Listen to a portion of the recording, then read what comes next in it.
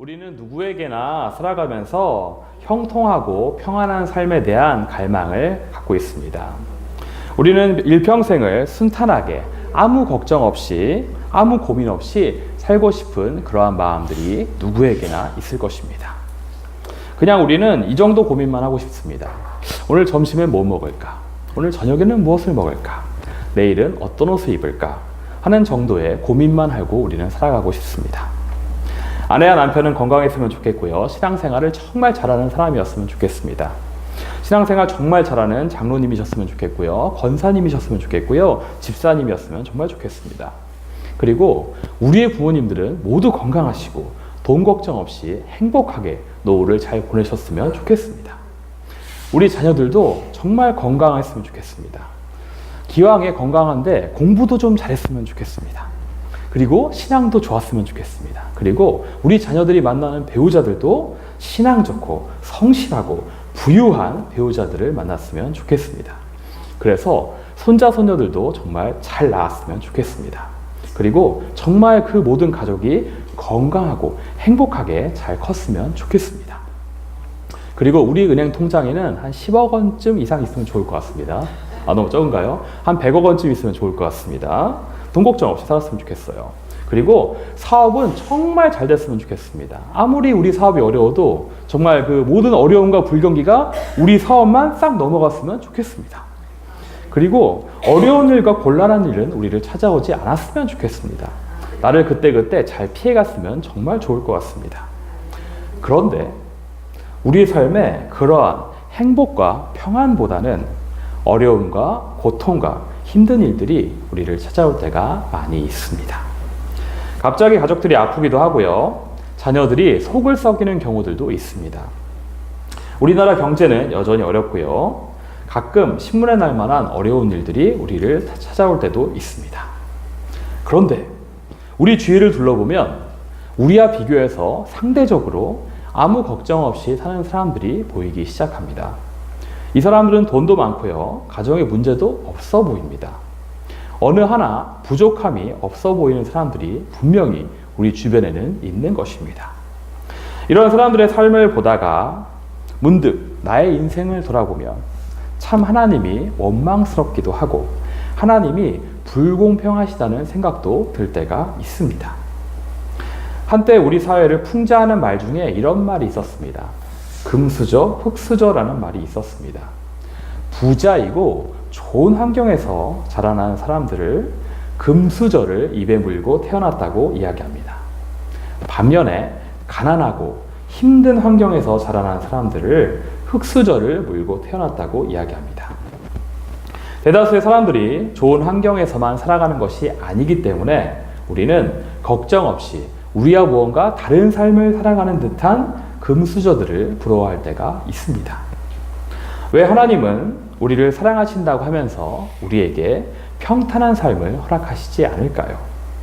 저 사람은 평탄하게 사는 것 같은데 나는 왜 힘들게 살아갈까요? 금수저로 태어난 다른 사람에 비교해서 나는 왜 흙수저일까요? 과연 하나님은 공평하실까요? 하는 이러한 의문들이 우리에게 생겨나게 됩니다. 이러한 광야와 같은 삶과 흙수저와 같은 나의 삶을 돌아보면서 원망스럽고 혹은 어려울 때 우리는 성경에서 무엇을 이야기하고 있는지를 살펴보아야 합니다. 그래서 오늘은 사무엘하 18장의 이야기를 살펴보면서 한번 생각해보는 시간을 갖도록 하겠습니다. 오늘 본문의 내용은 압살롬의 반란을 피해서 도망간 다윗이 광야에서 군대를 모아 다시 반격에 나서는 이야기입니다. 다윗은 그와 함께한 백성들을 찾아가서 이들을 군대로 편성하기 시작합니다. 그리고 천부장과 백부장을 세워서 그들에게 지휘권을 주는 것입니다. 군대를 세 부대로 나누었고요. 요압과 아비새와 가드 사람 이때가 지휘하게 합니다. 그런데 다윗은 그들과 전투에 같이 나가려고 하는 것입니다. 그러자 백성들은 그 다윗을 만류하기 시작합니다. 그리고 그냥 성읍에 머무르도록 권합니다. 그래서 다윗은 백성들의 만류대로 성읍에 머무르게 됩니다. 성읍에 머무르면서 전쟁에 나가지 않은 다윗이 각 군대의 지휘관인 요압과 아비새와 이때에게 모든 백성이 다 들을 수 있을 때 명령하는 것입니다. 사무엘하 18장 5절 말씀을 함께 읽도록 하겠습니다. 사무엘하 18장 5절입니다. 왕이 요압과 아비새와 이때에게 명령하여 이르되 나를 위하여 젊은 압살롬을 너그러이 대우하라 하니 왕이 압살롬을 위하여 모든 군 지휘관에게 명령할 때 백성들이 다 들으니라. 아멘. 다윗 왕은 지금 지휘관들에게 이야기하고 있지만 결국 모든 백성들에게 명령하고 있는 것입니다. 그것은 무엇입니까? 압살롬을 죽이지 말고 너그럽게 대우하라는 것입니다. 즉 한마디로 압살롬을 좀 봐줘라 라는 명령입니다. 다윗은 이 시점에서 왜 그런 부탁을 하는 것일까요? 우리가 먼저 생각할 것은 이것입니다. 다윗은 그러한 명령을 내려서 지금 압살롬을 봐줄 만한 그런 상황과 그런 전력이었을까요? 그래서 그런 부탁을 한 것입니까? 그런데 왠지 아닌 것 같습니다. 권위 있는 유대 역사가인 요세푸스라는 역사가가 있습니다. 이 사람이 조사한 바에 의하면 이 당시 다윗의 군대의 숫자는 약 4,000명 정도라고 합니다. 그렇다면 압살롬의 군대는 과연 몇 명이기에 다윗이 이러한 말을 했을까요? 다윗의 군대가 4,000명으로 압살롬의 군대를 압박하고 압살롬을 너그럽게 대할 만큼 압살롬의 군대가 4,000명보다 적었을까요? 아닌 것 같습니다. 사무엘하 17장 1절에 보면 압살롬에게 아히도멜이라는 사람이 이렇게 권합니다. 1만 2천 명 정도의 군사를 택해서 다윗을 바로 추격하자는 것입니다. 다윗을 신속하게 추격해서 그를 쳐 죽이자라고 권면합니다. 다윗만 죽으면 이 반란은 압살롬의 성공이라는 것이죠. 이 말씀에서 볼 때 압살롬의 진영에서는 빨리 선택해서 신속하게 다윗을 추격할 인원만 1만 2천 명인 것입니다. 잽싸게 골라서 추격할 수 있는 인원이, 바로 출동할 수 있는 인원이 적어도 지금 다윗의 군대의 3배나 되는 것입니다. 그런데 이 의견은 받아들여지지 않습니다. 압살롬에게 다윗의 명을 받고 위장전향한 후세라는 사람이 다른 의견을 내는 것입니다. 다윗은 용사 중에 용사고 다윗의 용사들은 지금 무섭기 때문에 이들이 혹시 처음 군대 그 접전을 벌여서 패하기라도 한다면 이스라엘의 이 민심이 다시 다윗에게 쏠릴 것이다. 그렇기 때문에 신중해야 된다라고 권한 것입니다. 그러므로 온 이스라엘 병사를 더 많이 모아서 바닷가에 모래같이 많이 모아서 압도적인 전력으로 다윗을 상대하여 이기라는 조언을 후세는 압살롬에게 합니다. 비록 후세의 의도는 다윗이 도망할 시간을 벌기 위해서 말한 것이지만 이 말은 압살롬에게 상당한 설득력이 있었습니다. 그래서 아마도 압살롬은 후세의 말대로 바다의 모래같이 이스라엘의 군대를 끌어모았을 것입니다. 그렇다면 압살롬의 군대는 더욱 많은 것입니다.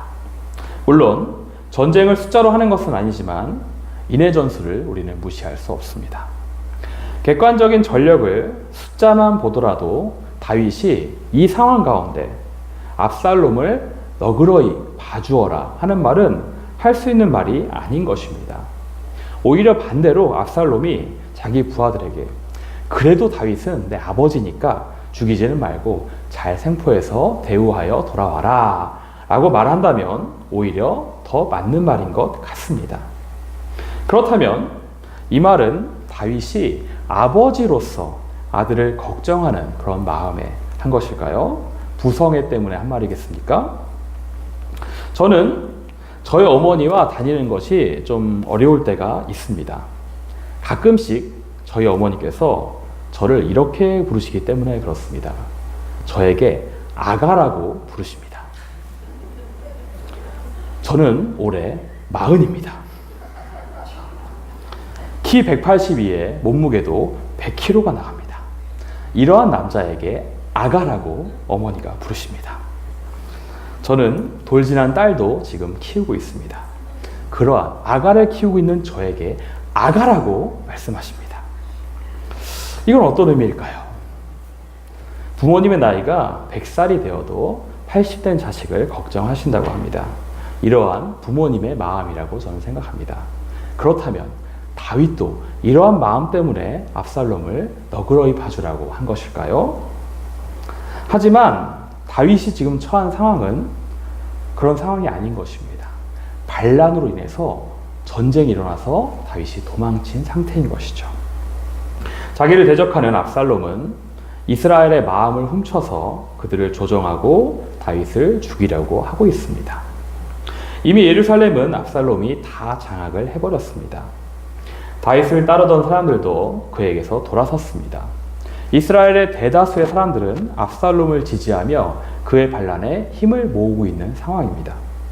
이러한 가운데 겨우 도망치다가 이제서야 자신을 지지하여 따라오는 백성들을 겨우 모아서 4,000명을 겨우 모아서 용사들과 전투를 준비하는 상황입니다.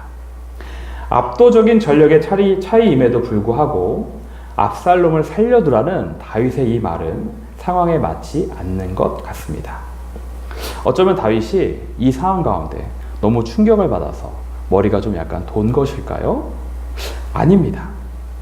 다윗은 그러한 어려운 상황 가운데서도 자신의 군대의 승리를 믿고 있었던 것입니다. 왜 그렇습니까? 다윗은 하나님이 자신의 편이시기 때문에 두려워하거나 걱정하지 않는 것입니다. 그래서 다윗은 압살롬의 추격을 피해서 도망갈 때에도 하나님이 아닌 다른 것을 의지하는 모습을 절대 보이지 않습니다. 첫 번째, 다윗은 언약궤를 예루살렘에 그냥 두고 갔습니다. 사무엘하 15장 24절에서 29절 말씀을 보면 사독과 아비아달과 레위 사람들이 언약궤를 메어다가 다윗을 따라가려고 기다리는 모습이 나옵니다. 그때 다윗은 오히려 그들을 다시 언약궤를 메어서 예루살렘으로 돌려보내라고 이야기합니다. 물론 피난길에 언약궤를 메어가면 행렬이 늦어질 수도 있습니다. 그래서 그럴 수도 있겠지만 이스라엘에게 하나님의 언약궤는 무엇입니까? 하나님의 거룩한 임재의 상징입니다. 그러므로 다윗에게 하나님의 언약궤가 있는 것은 그가 이스라엘 왕으로서 그의 정체성과 정당성을 보여주고 있는 것입니다. 그 상징성과 하나님의 임재로 인하여서 그는 백성들의 인심과 지지를 다시 얻어낼 수 있는 것입니다. 그리고 압살롬의 패역함을 드러낼 수 있는 도구가 되는 것이죠.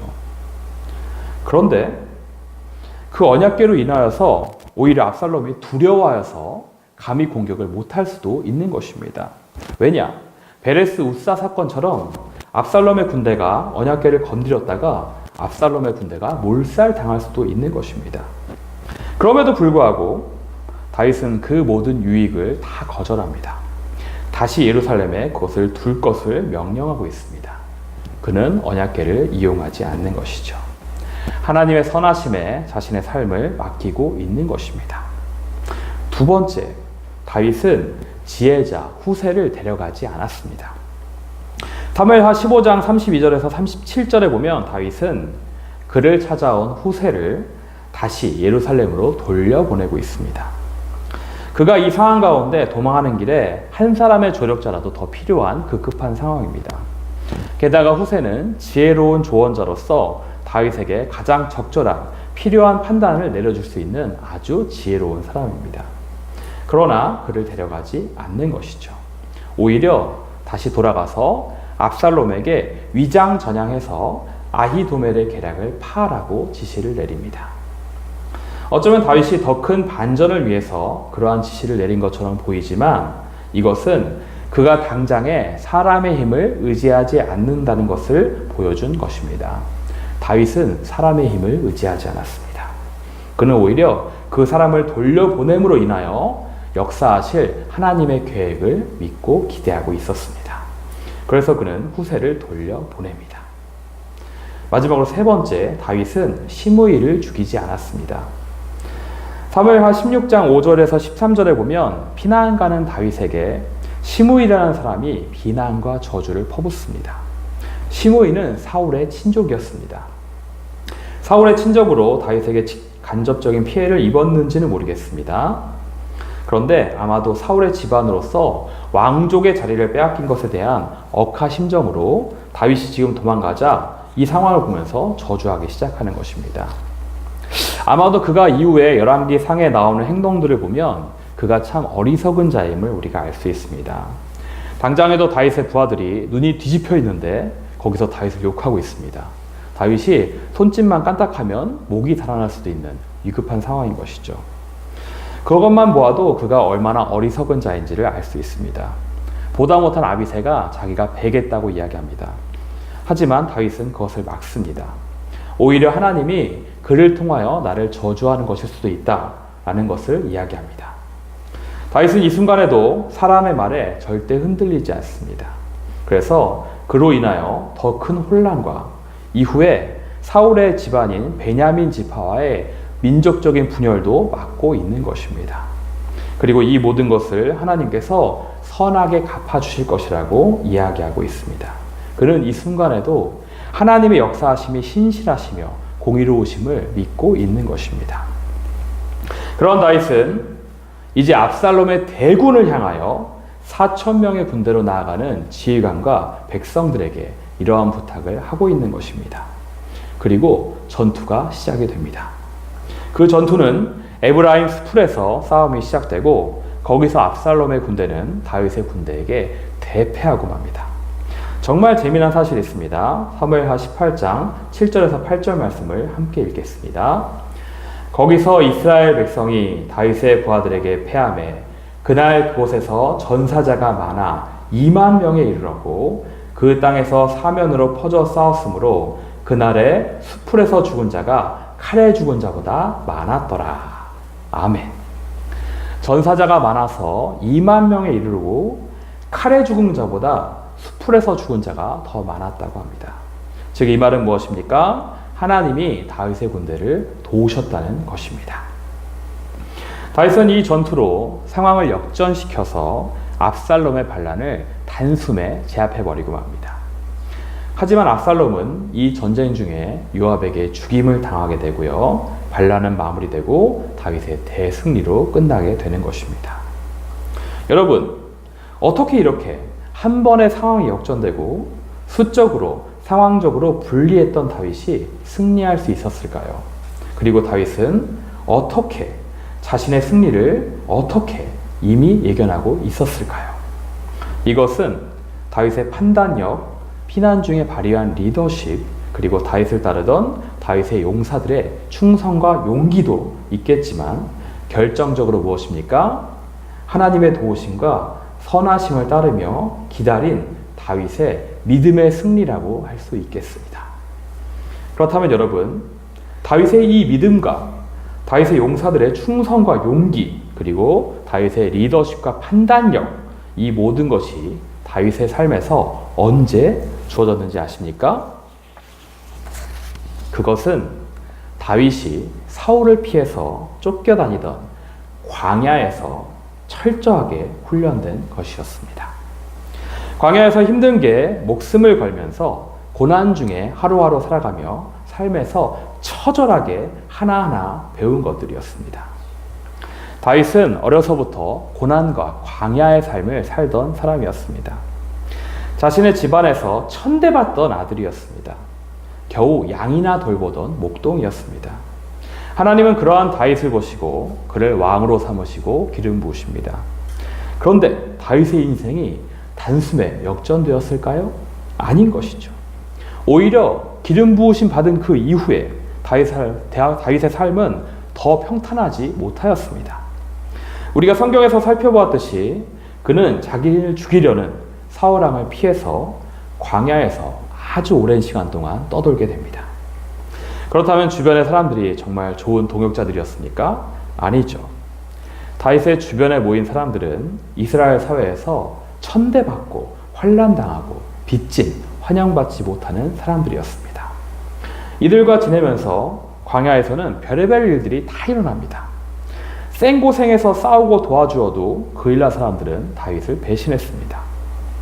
시글락을 한번 잘못 비웠다가 시글락이 아말렉에게 공격당해서 가족들이 다 끌려가자 이 부하들은 다윗에게 돌을 던지려고 합니다. 다윗의 광야에서의 시간은 죽음의 위기에 몰리는 시간이었고요. 하루하루 쫓겨다니던 결코 순탄하지 않은 어려운 삶이었습니다. 그러나 이 다윗이 순탄하지 않은 광야의 삶을 통해서 처절하게 배운 것이 있었습니다. 그것은 무엇입니까? 하나님을 철저히 의지하는 삶이었습니다. 아니, 어쩌면 의지할 수밖에 없는 그런 삶이었던 것이죠. 그가 이해할 수 없는 말씀과 명령에 순종하면서도 자기를 죽이려는 사울을 용서해 주면서도 이스라엘을 향한 하나님의 마음을 알아가면서 점점 하나님의 마음에 합한 자가 되었던 곳이 바로 광야였었던 것입니다. 그에게 세상에서 보이는 형통함은 없었습니다. 돌아가고 힘들고 더 어려운 길을 걸어도 그는 하나님의 말씀에 순종하는 것을 배웠습니다. 그때 하나님은 다윗에게 하나님의 도우심과 인도하심을 보이셨습니다. 그래서 다윗은 하나님의 그 말씀을 겸손하게 따를 수 있었던 것입니다. 그래서 그는 압살롬에게 쫓기면서도 언약궤를 이용하지 않았습니다. 그리고 사람을 의지하지 않았습니다. 사람들의 동정을 얻지도 않았습니다. 오직 다윗은 하나님 한 분만을 바라보고 있는 것입니다. 그리고 온전히 그 모든 전쟁 가운데 하나님의 인도하심에 모든 것을 맡기고 있는 것입니다. 아마도 그는 기도하면서 이 반란이 성공되지 않을 것을 확신하고 있었는지도 모릅니다. 그리고 하나님이 주실 승리를 확신하고 믿고 있었을 것입니다. 그러기에 소수의 다윗의 군대와 용사들에게 부탁하는 것이죠. 우리의 승리는 확실하니 나의 철없는 아들 압살롬은 살려달라. 이렇게 부탁하는 것입니다. 그리고 당연하게 하나님의 도우심으로 승리를 거두는 것입니다. 다윗은 하나님을 의지할 때 하나님의 도우심을 이미 알고 경험하고 있었던 것입니다. 반면에 압살롬에게는 삶에서 그러한 시간이 없었습니다. 그는 하나님의 뜻도 하나님과의 교제도 하나님께 믿음과 순종의 경험도 없는 그런 사람이었습니다. 그의 삶은 하나님의 도우심을 구하지 않아도 늘 편안하였습니다. 왜냐하면 그는 이스라엘의 왕자였기 때문에 그렇습니다. 그에게서 인생의 고통이 있긴 있었습니다. 딱 한 가지. 자기 동생 다말이 끔찍한 일을 당하고 형 암논 왕자를 죽이고 외가 쪽으로 망명한 것 이외에는 부족함이 없는 왕자로 그는 살았습니다. 태어나면서부터 왕자로 편안하게 고민 없이 살던 압살롬에게 그에게 생겨난 것은 딱 한 가지. 왕의 자리에 대한 부질없는 욕망뿐이었습니다. 아무런 부족함이 없는 그에게, 생명의 위협을 느껴본 적도 없는 그에게 돌보시고 보호하시는 하나님의 역사는 전혀 경험할 필요가 없는 것이었습니다. 그러기에 그는 무엇을 합니까? 사람의 계획과 사람의 힘만으로 이스라엘의 왕이 되려고 한 것입니다. 하지만 이스라엘은 하나님의 것이죠. 그러한 완악한 자에게 하나님은 하나님의 유업을 주시지 않는 것입니다. 여러분, 우리의 삶이 왜 힘든지 아십니까? 하나님이 사랑하는 우리를 왜 평탄한 길로 부족함 없이 살게 하시기보다는 광야로 보내시는지 아십니까? 어쩌면 하나님은 우리에게 그 시간을 통해서 하나님이 어떤 분이신지, 하나님이 어떻게 우리를 인도하시는지, 어떻게 우리를 도우시고 회복하시는지 가르치려 하셨는지도 모릅니다. 그리고 우리에게 그 광야의 시간을 통해서 믿음의 근육을 키우게 하시는 것입니다. 그래서 그때 길러진 굳건한 믿음의 근육으로 승리하게 하시는 것입니다. 여러분, 다윗 말고 다윗의 편에 싸웠던 다윗의 용사들은 어떤 사람들이었습니까? 그는 다윗과 함께 광야에서 떠돌면서 여러 번의 전투를 경험하고 하나님의 인도하심과 함께 하심으로 승리하는 방법을 배웠던 역전의 용사들이었습니다. 하나님은 이러한 다윗과 다윗의 용사들과 같은 역전의 용사들을 통하여 하나님의 나라를 이루시고 하나님의 유업을 우리에게 주시는 것입니다. 여러분, 아직도 평탄해 보이는 삶이 부러우십니까? 아무런 광야도 없이, 아무런 시험과 고난이 없이, 고민이 없이 그러한 삶을 사는 사람들이 부러우십니까? 결코 부러워할 이유가 없는 것입니다. 어쩌면 그 사람들은 우리에 비교해서 훈련받고 성장할 수 있는 시간들이 우리에 비해서 적었던 불쌍한 사람들인 것입니다. 여러분, 철은 치면 칠수록 단단해지고 강해집니다.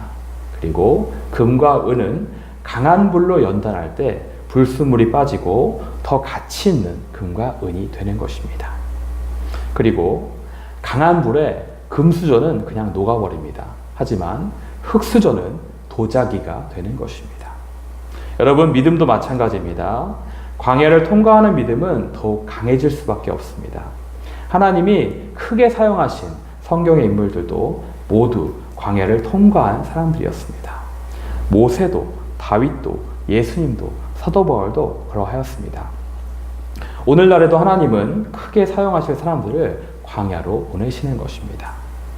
우리가 광야의 시간을 통해서 연단받음으로 어려운 상황을 통해서 믿음의 근육을 키우시고 성장하는 우리가 되시길 바랍니다. 그래서 승리하여서 하나님 나라의 기업을 취하며 크게 쓰임받는 우리가 되길 바랍니다. 그럼 이 시간에 함께 기도하시겠습니다.